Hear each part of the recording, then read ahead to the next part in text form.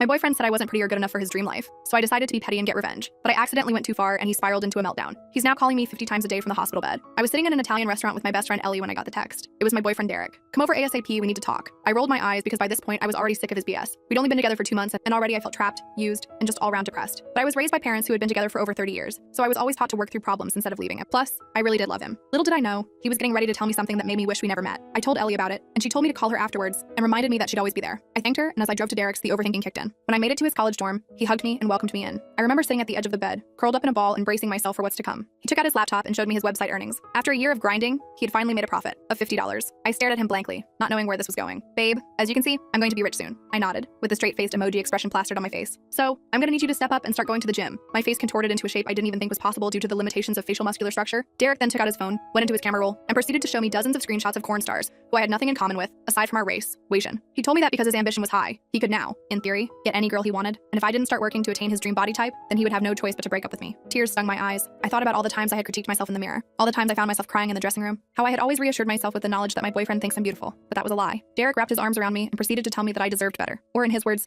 someone that would choose my body type out of a row of faceless, unclothed girls instead of someone else's. I used all the strength I had to push him off me, and he asked if I wanted to spend the night together. That actually made me laugh. I ended up leaving, calling Ellie, and staying with her. When I got there, I told her and her mom everything, and they laughed. They reminded me of how I was worthy of love, how I didn't have to take any of this, and how my self-worth shouldn't be determined by a narcissist. Later that night, after yapping with Ellie until 3 a.m., we decided to show each other our LinkedIns. We decided to stalk Derek's account for some fun, and that's when we noticed someone. Derek's boss was connected with Ellie. This made me laugh aloud. I still don't know what came over me and Ellie. Maybe it was the high I felt after crying for so long, or maybe it was the fact we were two 19-year-olds awake past midnight. But we started joking about what would happen if I screwed Derek's boss. Ellie laughed and said he'd probably pick me over Derek to work there any day. For context, Derek was a real estate agent's assistant, and his boss was fine. Like, imagining us getting married and having pretty babies fine. And Ellie knew of him because she and Derek lived in the same area, and she knew that his boss was known for sleeping around with girls our age. So I sent Derek's boss a connection request. The next morning, I got post-nighttime clarity and freaked out, but Ellie convinced me to keep him as a connection. So I did. And sometime over the next few days, he reached out to me asking if I was looking for a job. His text made me blush, especially when I saw that he was just 23. So after waiting a few days to avoid coming off as too strong, I told him I wasn't and asked if he wanted to grab drinks. Ellie was beside me when I sent that text, and we both giggled. I manually turned my phone off out of fear for what he would say. A few hours later, I saw that he had said yes. My heart rushed. I couldn't believe it was actually happening. The whole thing had made me completely forget about Derek. This wasn't even for him anymore. It was for me. When we met up, his cologne intoxicated my 19-year-old hormones, and I wanted him. Bad. So when he invited me back to his place, I accepted. But right after making love, I was hit with this emptiness. It genuinely felt like every sad thing that's ever happened to me was all hitting me at once. So I cried. And Derek's boss, Max, the gentleman that he is, held me. The words poured out of me about how I was Derek's ex. Everything he had done to me. Everything he had said about him. Max. And Max just sat there in silence. For some reason, none of it seemed to surprise him. He reassured me that I was beautiful and ended up spooning me until I fell asleep. But when I woke up, he wasn't there. And I had 37 missed calls from Derek. I read through Derek's texts and my hands started shaking. He knew about Max. But how? Did Max tell him? Did someone see us? The messages started normal enough with "Where are you?" and "Are you okay?" but quickly escalated to "I know what you did, and you're going to regret this." I threw on my clothes from last night and called an Uber. No way was I doing the walk of shame across town with Derek blowing up my phone. As I waited, I called Jessica and filled her in on what happened with Max and the creepy text from Derek. "Holy shit," she whispered. "Are you sure Max didn't set you up?" I hadn't considered that. Max seemed genuinely surprised when I mentioned I was Derek's ex. But what if he already knew? My Uber arrived before I could spiral further, and I spent the entire ride home checking my rearview mirror like some paranoid movie character. When I got to my apartment, Derek was sitting on my doorstep. His eyes were red and puffy, and he jumped up the second he saw me. I nearly turned and ran, but my neighbor Mrs. Johnson was watering her plants and gave me a friendly wave. At least I had a witness if Derek tried anything crazy. "Where were you?" he demanded, his voice cracking. "I've been calling all night." I brushed past him and unlocked my door. "We broke up, Derek. I don't owe you explanations anymore." He followed me inside before I could stop him. "You were with Max, weren't you?" My blood went cold. I turned to face him, trying to keep my expression neutral. "How would you even know who Max is?" Derek's face twisted into something ugly. "Because he's my fucking half-brother, that's why." I literally had to sit down. My legs just gave out and I collapsed onto my couch. "You're what?" "My half-brother. Same dad, different moms." Derek was pacing now, running his hands through his greasy hair. "And you just had to sleep with him, didn't you? You just had to ruin everything." My mind was reeling. In all our time together, Derek had never once mentioned having a half-brother, let alone that it was his boss. I thought back to Max's reaction when I told him about Derek, how unsurprised he seemed. It all made sickening sense now. "Why didn't you ever tell me about him?" I asked, my voice barely a whisper. Derek laughed, but it wasn't a happy sound. "Why would I? Max is everything I'm not. Rich, successful, good-looking. Dad's golden child who can do no wrong." He kicked my coffee table, sending my magazines flying. "And now he's taking you too." I stood up, anger replacing my shock. "Nobody took me, Derek. You literally told me I needed to change my body to meet your standards after making $50 online. You broke up with me." "That wasn't a breakup," he shouted. "That was motivation. I was trying to help you." I couldn't believe what I was hearing. The audacity of this man was actually impressive in a twisted way. "Get out," I said, pointing to the door. "Now." Instead of leaving, Derek pulled out his phone. "You know what? I'm calling my dad. He needs to know what kind of person his precious Max really is, sleeping with his brother's girlfriend." "Ex-girlfriend," I corrected, but Derek wasn't listening. He was already dialing. I should have kicked him out, but morbid curiosity kept me rooted to the spot. Derek put the phone on speaker as it rang. A gruff voice answered. "Derek, this better be important. I'm in a meeting." "Dad, Max slept with my girlfriend," Derek blurted out. There was a long pause on the other end. "And?" Derek's face fell. "What do you mean and? He's my brother. That's messed up. First of all," his dad said with a sigh that suggested this wasn't their first dramatic conversation, "from what Max told me, you and this girl broke up days ago. Second, you're an adult. Handle your own relationship problems instead of running to me like a child." I tried not to look satisfied, but it was hard. Derek's face was turning an alarming shade of red. "You always take his side," Derek shouted. "Always. What about the job? Are you going to let him him fire me too? Another long pause. Derek, Max is your boss. If he fired you, I'm sure he had valid reasons. He fired me because of her. Derek pointed at me like I was some kind of criminal. I shook my head. I never asked him to fire you. I didn't even know you were related until 2 minutes ago. Derek's dad cleared his throat. Look, Derek, this was your last chance. We agreed. No more handouts. You wanted to work for Max and he gave you a shot despite his reservations. If you couldn't make that work, that's on you. Derek threw his phone across the room. It hit the wall and fell to the floor, the screen cracking. His dad's voice was still coming through, asking if he was still there. You ruined everything. Derek hissed at me. Everything. He stormed out, slamming the door so hard my framed posters rattled. I picked up his broken phone and ended the call, my hands trembling. What had I just gotten myself into? I called Jessica right away and told her everything. She came over with emergency ice cream and wine, the universal cure for drama. We sat on my bedroom floor analyzing the situation like it was a true crime podcast. So Max is Derek's half-brother, Jessica said for the 5th time, still processing. And Derek got fired? I nodded, pouring more wine into my mug, because I'm a classy adult with proper stemware, obviously. Apparently. And his dad is totally done with him. Okay, but did Max know who you were when you connected on LinkedIn?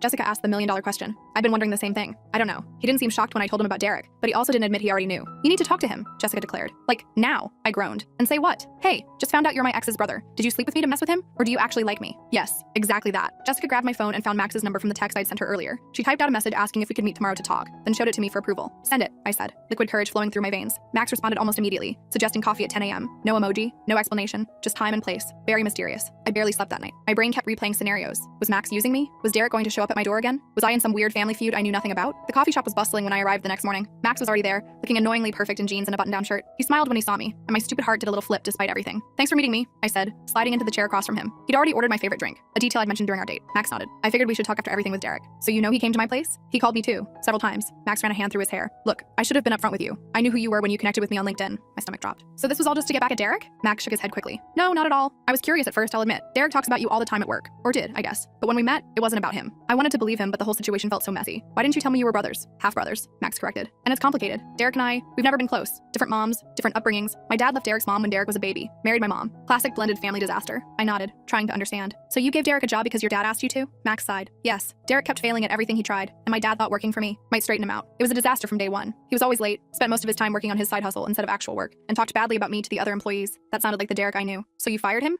I had to, but it had nothing to do with you, I swear. It happened the day before we even met for drinks. I processed this information, trying to decide if I believed him. Your timing is suspicious. Max leaned forward. I know how it looks, but I really like you. The connection request caught me off guard, but I was intrigued. When we met, it just felt right. Before I could respond, the coffee shop door banged open and Derek stormed in. His eyes locked on our table and he made a beeline toward us. People turned to stare as he knocked into chairs on his way over. Seriously? Derek shouted, loud enough for the whole place to hear. You're still seeing him? I felt my face burning as everyone watched our drama unfold. Max stood up calmly, positioning himself between me and Derek. Derek, you need to leave, Max said in a low voice. Derek jabbed a finger into Max's chest. You stole my job, my dad, and now my girlfriend. You've taken everything from me. Ex-girlfriend, I corrected again, standing up too. And nobody stole me. I make my own decisions. Derek's eyes were wild, darting between us. You don't understand. This is what he does. He takes what's mine because he can. Max's jaw tightened. That's not true and you know it. You lost your job because you didn't do the work. Dad supports me because I don't expect handouts. And she left you because you treated her like crap. A barista approached cautiously. Sir, I'm going to have to ask you to leave. Derek ignored her, still glaring at Max. You've always been jealous of me. I couldn't help it. I snorted. Derek whirled on me. What's so funny? The idea that anyone would be jealous of you, I said before I could stop myself. Derek's face crumpled. For a second, I thought he might cry. Then he straightened up, looking between us one last time. You deserve each other, he spat, then turned and stormed out. Max and I sank back into our chairs as the coffee shop returned to its normal buzz, now with added whispers about the scene they'd just witnessed. I'm sorry about that, Max said. Derek's always been unstable. I wrapped my hands around my cooling coffee. I should have seen the red flags earlier. The mood swings, the grandiose ideas about getting rich quick, the constant need for validation. Max nodded. He's been like that since we were kids. Always scheming, never following through. So where does this leave us? I asked, gesturing between us. Max reached across the table and took my hand. Wherever you wanted to, but maybe we should take it slow, given everything. I agreed, and we spent the next hour actually getting to know each other properly. No secrets, no revenge plots, just two people talking. By the time we left, I felt cautiously optimistic. Maybe something good could come out of this mess after all. That feeling lasted exactly 3 hours. I was at home working on an essay when my phone exploded with notifications. Jessica had sent me 15 texts in a row,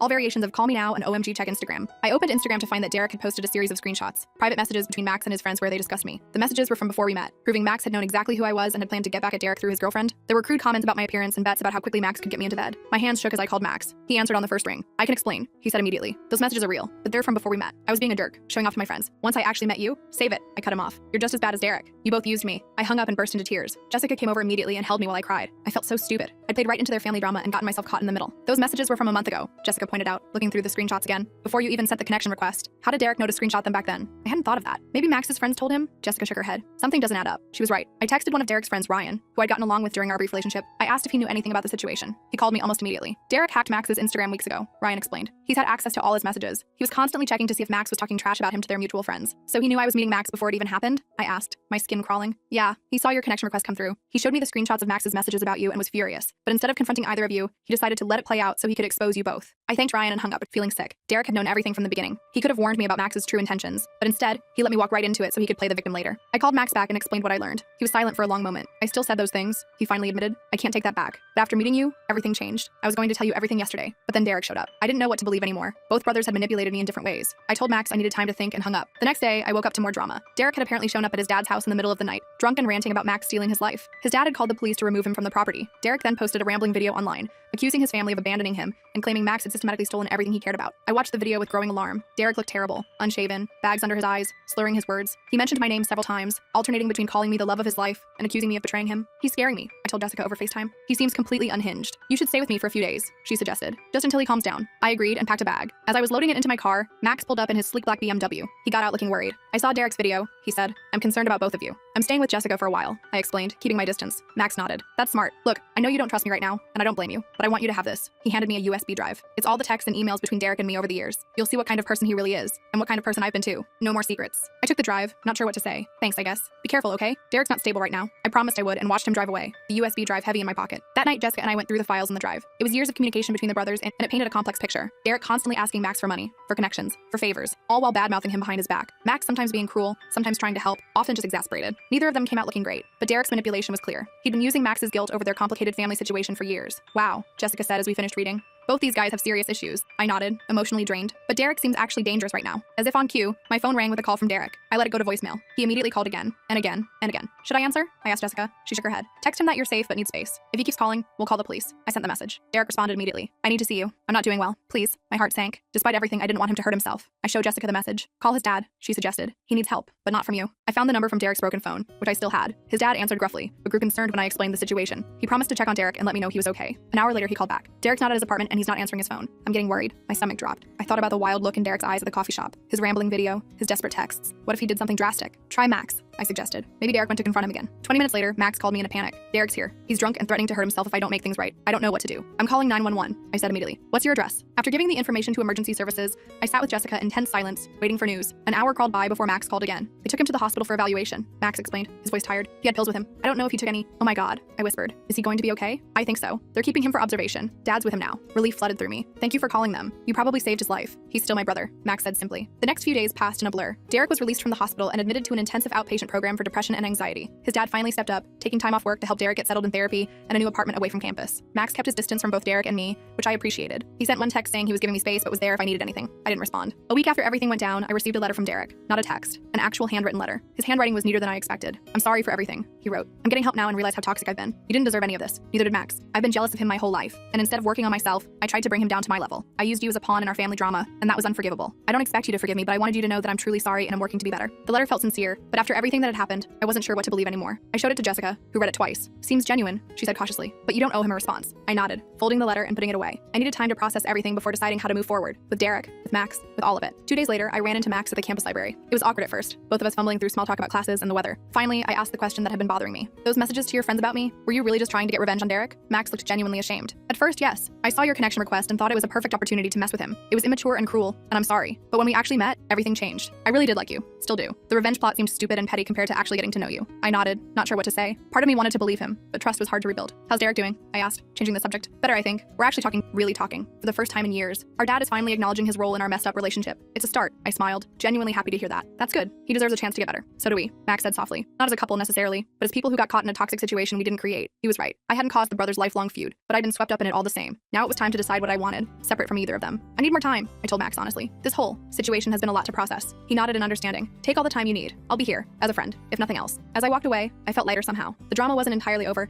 but for the first time in weeks, I felt like I could breathe again. Whatever happened next, I knew one thing for sure. I deserved better than being caught between two brothers and their issues, and I was finally ready to put myself first. I left the library feeling weird, but also kind of relieved after talking to Max. I needed space to figure things out without either brother's drama clouding my judgment. For the next couple weeks, I focused on classes and hanging out with Jessica. She made me promise to delete both their numbers from my phone, which I did without arguing. We even went on a mini road trip that weekend to a beach a few hours away, spending the day building sand castles and eating ice cream like we were kids again. See? Jessica said as we watched the sunset. Life is so much better without boy drama. I laughed and agreed, feeling the knot in my stomach finally starting to unravel. I I was starting to feel like myself again, not Derek's girlfriend or Max's rebound or whatever I was to either of them. But of course, because the universe apparently hates me, my drama-free bubble didn't last long. 3 weeks after my library run-in with Max, I was grabbing coffee before my morning class when I literally crashed into Derek. Like full-on collision, coffee spilling everywhere, the whole embarrassing scene. "I'm so sorry," I started saying before realizing who it was. Then I just froze. Derek looked different, healthier. His face had filled out a bit, and he was wearing clean clothes that actually matched. He even had a haircut that didn't look like he'd done it himself with kitchen scissors. "Hey," he said quietly. "It's good to see you." I nodded awkwardly, not sure what to say. The barista handed us some napkins, and we both started cleaning up the mess I'd made. "How are you doing?" I finally asked, figuring basic politeness was safe. "Better," he said. "A lot better, actually. I've been in therapy 3 times a week. Turns out I have some stuff to work through." He gave a small laugh. I smiled despite myself. "That's really good, Derek." There was an awkward pause, and then Derek took a deep breath. "I know you probably don't want to hear from me, but I owe you a real apology. In person, not just that letter." He gestured to an empty table, and after a moment's hesitation, I sat down. The old Derek would have launched into a self-centered monologue about his feelings, but this version sat quietly, gathering his thoughts. "What I did to you was awful," he finally said. "The way I treated you, the things I said about your body, it was disgusting. I was so insecure about myself that I tried to control you instead of working on me." I nodded, surprised by his self-awareness. "And then using you to get back at Max, letting you walk into that situation knowing what he'd said, that was even worse." Derek looked genuinely ashamed. "I'm not asking for forgiveness. I just wanted you to know that I understand how badly I messed up and I'm really sorry." I believed him. Maybe it was the lack of excuses or the way he wasn't trying to win me back, but something felt different. "Thank you," I said. "That means a lot." I checked my watch. "I have class, but I appreciate you saying all that." Derek nodded and stood up. "For what it's worth, I'm rooting for you and Max." I felt my cheeks flush. "There is no me and Max." Derek raised his eyebrows. "Really? Because he talks about you all the time. Like, annoyingly so." I didn't know what to do with that information. "We're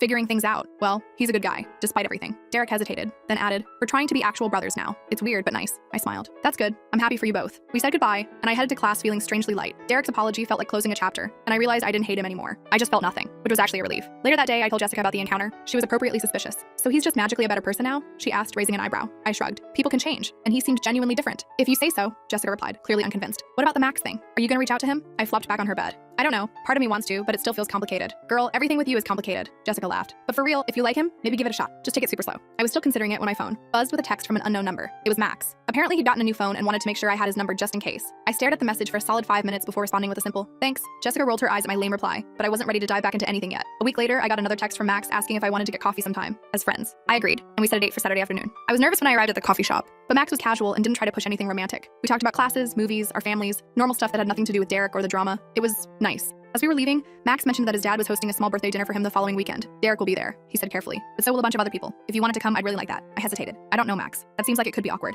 "Totally understand," he said quickly. "No pressure at all." I thought about it for the next few days. Part of me was curious to see the brothers together now that they were supposedly working on their relationship. And I did like Max, but was I ready to dive back into their family dynamic? I called Jessica for advice, and she surprised me by encouraging me to go. "Just don't go alone," she said. "Take me as your buffer." So that's how I ended up walking into Max's dad's fancy house the following Saturday with Jessica as my +1. I was super nervous, but Max greeted us warmly and introduced us around. His dad shook my hand firmly, studying my face like he was trying to place me. "Ah," he finally said. "You're the girl from the coffee shop incident." He smiled kindly. "I'm glad you came. Max hasn't stopped talking about you." I felt my face heat up as Max groaned. "Dad, seriously?" His dad laughed and moved on to greet other guests. I spotted Derek in the corner, talking to an older woman I assumed was his mom. He saw me and gave a small wave but didn't come over, which I appreciated. The evening was surprisingly pleasant. Max's friends were funny and welcoming, the food was amazing, and I actually had a good time. After dinner, I stepped outside onto the back porch to get some air and found Derek already there. "Not awkward at all," I joked, turning to go back inside. "Wait," Derek said. "You don't have to leave." I was actually about to go help Mom with the dessert. I nodded and moved to the railing, looking out at the perfectly manicured backyard. Derek hesitated in the doorway. "I meant what I said before," he told me. "I'm glad you came tonight. Max really likes you, and you deserve someone who appreciates you." Before I could respond, he went back inside. I stood there processing his words when Max came out a few minutes later. "Everything okay?" he asked. "I saw Derek talking to you." "Yeah, it's fine," I assured him. "He was actually being nice." "It's weird." Max laughed. "Tell me about it." "Family therapy is making him almost tolerable." We stood side by side, watching the stars come out. It was nice, comfortable in a way I hadn't expected. "I'm sorry about everything that happened," Max said suddenly. "I know I've said it before, but I really am. You got caught in the middle of our messed up family drama, and that wasn't fair."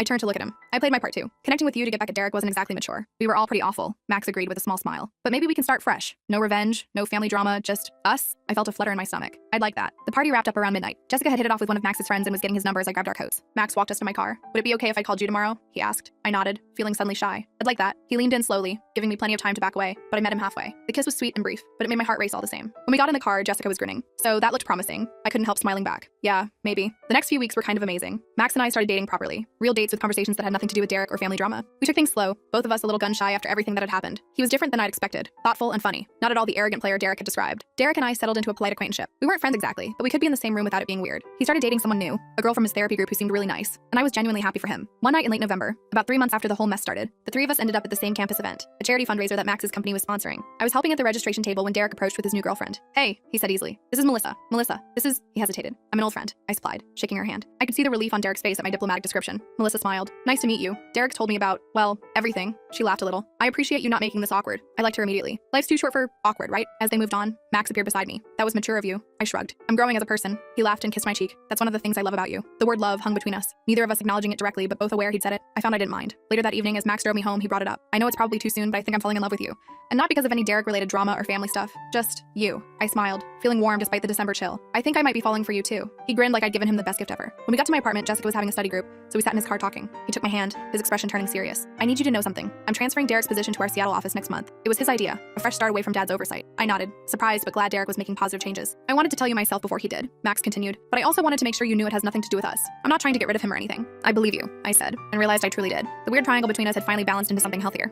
The next day, Derek texted to tell me about Seattle himself. He seemed excited about the opportunity. At the end of the message, he added, "Thanks for everything. For what it's worth, I think you two are good together." I showed the text to Jessica, who'd become my relationship counsel through this whole saga. Well, look at that, she said. A healthy resolution to your soap opera love triangle. Who would have thought? I laughed and leaned back against my bed. Definitely not me. Looking back on everything now, it's hard to believe it all started with a stupid $50 website and Derek's ridiculous requirements. If he hadn't been such a jerk, I never would have connected with Max. And if Max hadn't been trying to get back at his brother, we might never have met. It's been 6 months now. Derek's doing well in Seattle. Max and I are taking things one day at a time, and I've learned more about relationships than I ever wanted to know. Sometimes the messiest beginnings lead to the best endings. Or at least that's what I tell myself when people ask how Max and I met. Because I accidentally slept with my boyfriend's half-brother boss for revenge is still not a great conversation starter, even if it all worked out in the end.